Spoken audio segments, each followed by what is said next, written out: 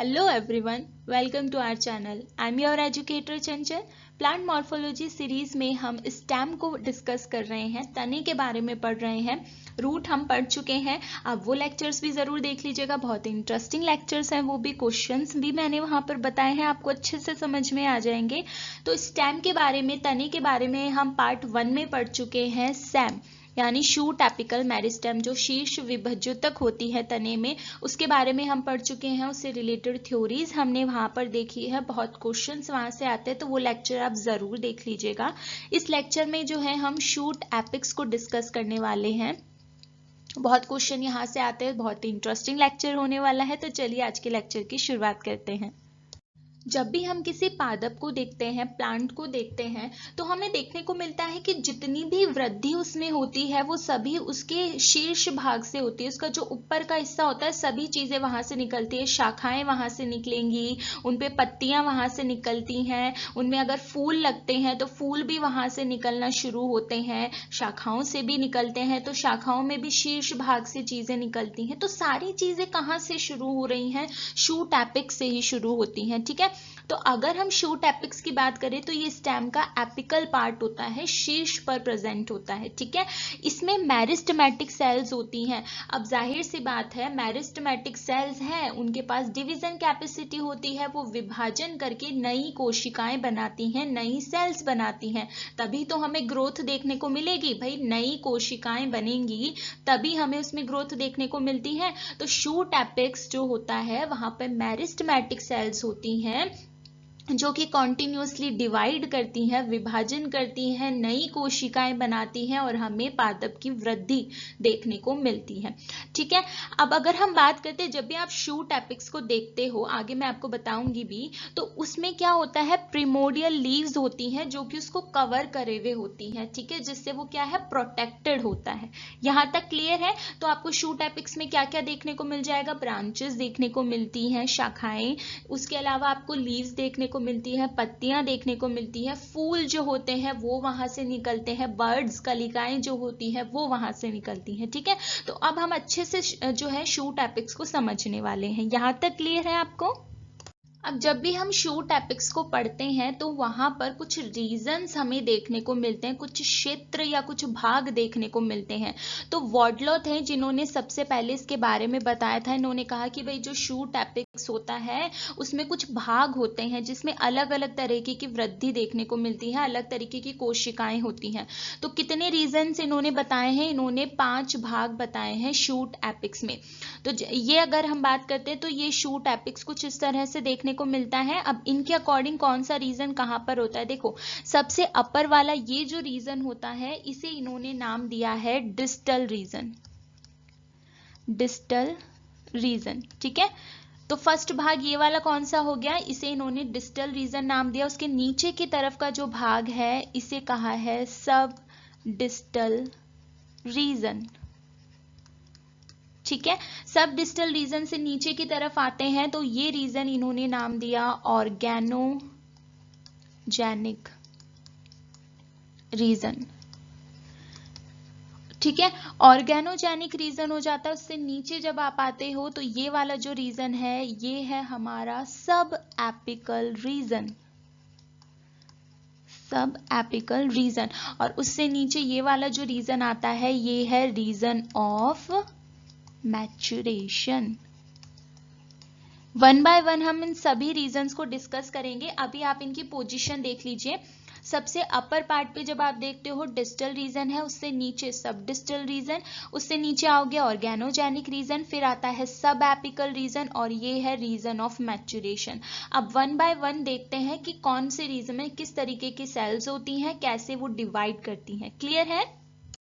सबसे पहले हमने देखा था डिस्टल रीजन सबसे अपर पे होता है. तो देखो यहाँ पर इनिशियल सेल्स का ग्रुप होता है. अब मैंने आपको ये पहले भी बताया था, इनिशियल सेल्स कौन सी होती हैं? इनिशियल सेल्स वो होगी जो डिवाइड करके आगे सेल्स बनाती है. फॉर एग्जाम्पल अगर मैं यहाँ पर बात करती हूँ, मान लेते हैं हम वेसिकुलर टिश्यू की बात करते हैं, जाइलम और फ्लोएम की, राइट. तो जाइलम एंड फ्लोएम की इनिशियल सेल कौन होती है? प्रोकैम्बियम, क्योंकि वो उनसे बनकर आया है. ठीक है. तो कोई भी सेल्स जिन सेल से बनकर आती है वो उनकी इनिशियल सेल्स होती हैं, ठीक है, जो आगे डिवाइड होकर नई सेल्स बनाती हैं।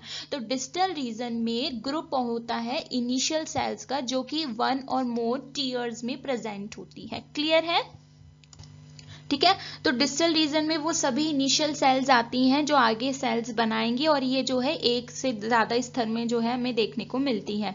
अब यहाँ पर फोकल पॉइंट होता है मेरिस्टेम का, ठीक है, जो कि जिस पर क्या डिपेंड करती है, शूट की इंटेग्रिटी डिपेंड करती है। ठीक है, तो पता चल गया डिस्टल रीजन में कौन सी सेल्स हैं, सभी इनिशियल सेल्स आती हैं जो आगे डिवाइड करती हैं।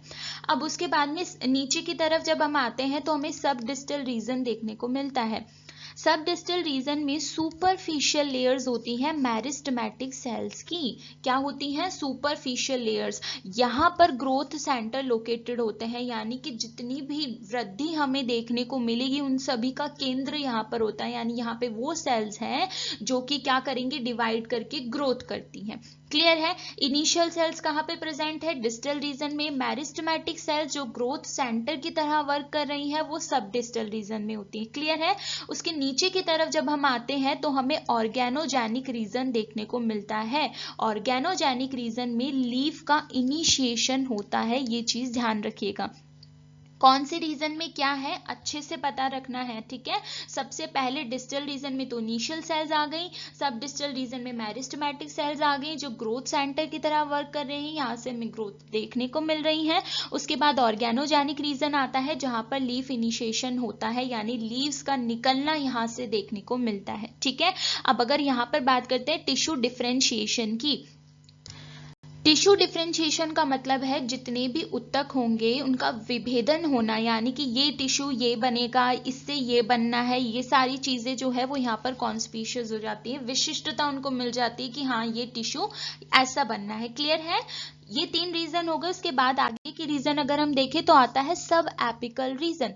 सब एपिकल रीजन में कॉन्टिन्यूअस सेल डिवीजन होता है, सेल इलोंगेट करती है, मतलब कि सेल डिवाइड करेंगी, नई सेल्स बनेंगी और उन सेल के साइज में ग्रोथ देखने को मिलेगा, ठीक है, जिसके रिजल्ट में क्या होगा, फर्दर डिफरेंशिएशन होगा, नई जो इंटरनल सेल्स हैं अब उनको विभेदित किया जाएगा।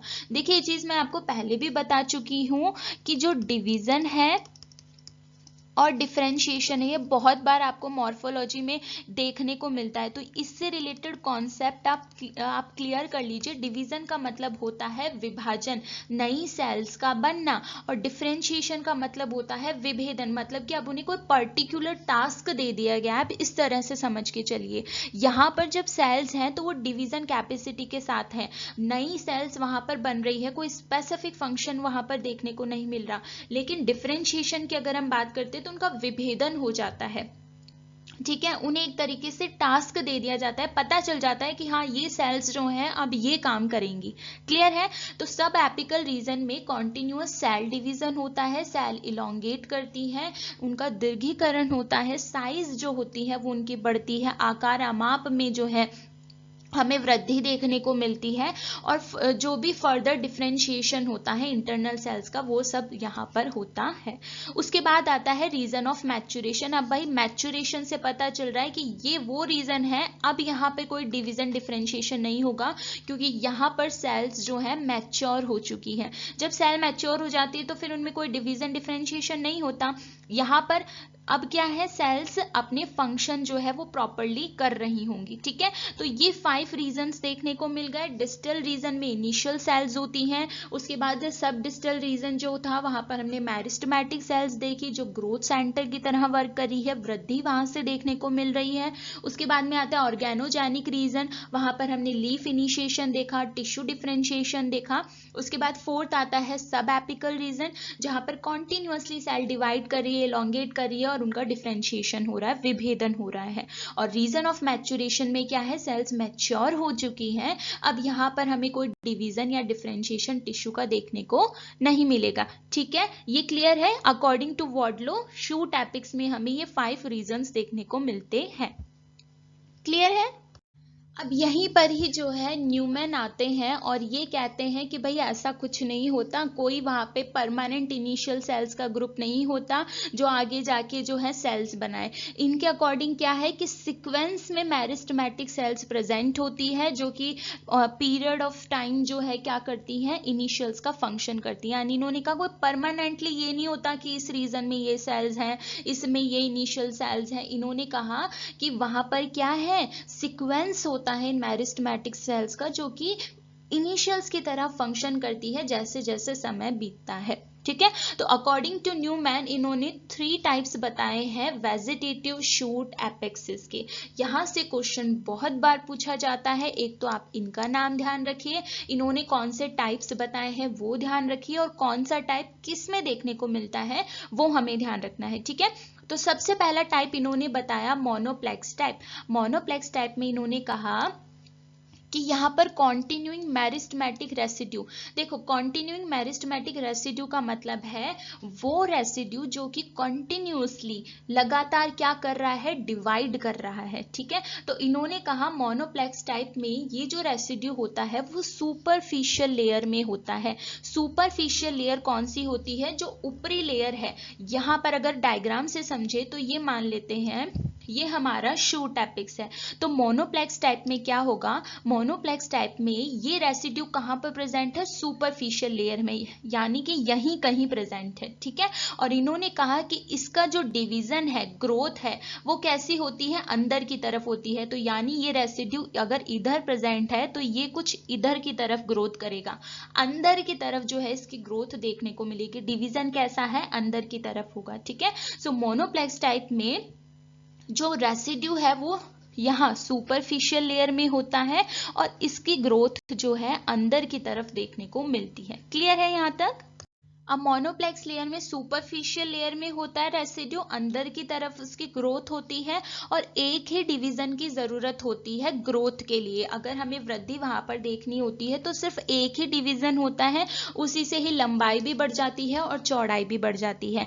ऐसा हमें किस में देखने को मिलता है, बहुत बार क्वेश्चन पूछा जाता है। तो मोनोप्लेक्स का जो एग्जाम्पल है वो फर्न्स हमें देखने को मिलता है। ठीक है, तो फर्न्स में क्या होता है कि जो मेरिस्टेमेटिक रेसिड्यू है सुपरफिशियल लेयर में होता है, सिंगल डिवीजन से ग्रोथ होती है, लेंथ में भी होती है, चौड़ाई भी उसी से बढ़ जाती है और ग्रोथ जो है वो अंदर की तरफ होती है। क्लियर है? एग्जाम्पल याद रहेगा, समझ में आया?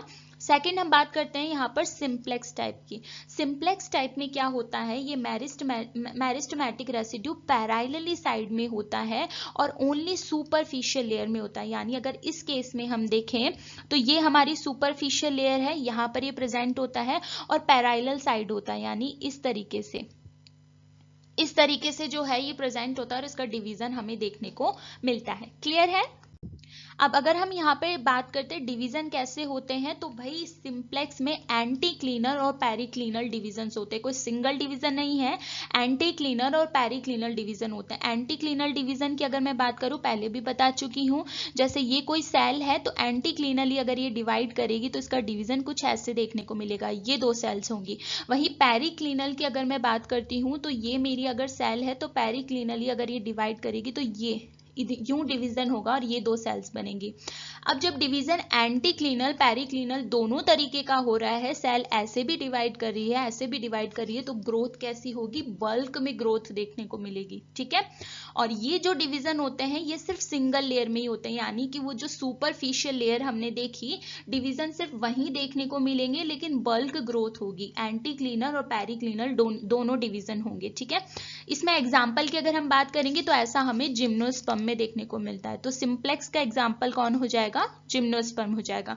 सुपरफिशियल लेयर ही है बट पैरेलली है, एंटी क्लीनल पेरिक्लीनल दोनों डिवीजन होते हैं जिससे बल्क में ग्रोथ होती है और सिर्फ सिंगल लेयर में ही डिवीजन देखने को मिलता है। जिम्नोस्पर्म एग्जाम्पल है। क्लियर? थर्ड टाइप यहाँ पर आता है डुप्लेक्स टाइप। डुप्लेक्स टाइप की अगर हम बात करते हैं, इसमें भी parallel side continuing meristematic residue होता है, बट इसमें क्या है, एक तो सुपरफिशियल लेयर में है और एक उससे नीचे की तरफ की लेयर में है, सक्सेसिव लेयर में। यानी एक तो यहाँ पर ये जो सुपरफिशियल लेयर है यहाँ पर होगा डिवीजन, ठीक है।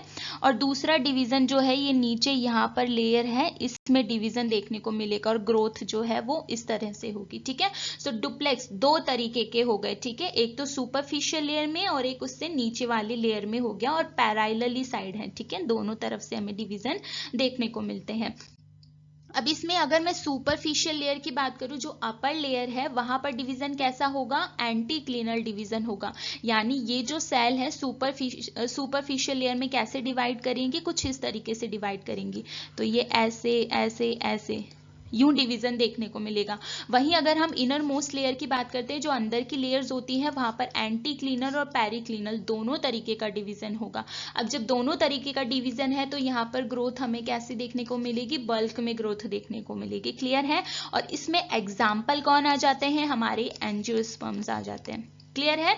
तो अगर हम बात करेंगे किसकी, मोनोप्लेक्स की, तो वो फर्न्स एग्जाम्पल हो जाएंगे। अगर हम सिंप्लेक्स की बात करते हैं तो वहां पर एग्जाम्पल हमें जिम्नोस्पर्म देखने को मिलता है।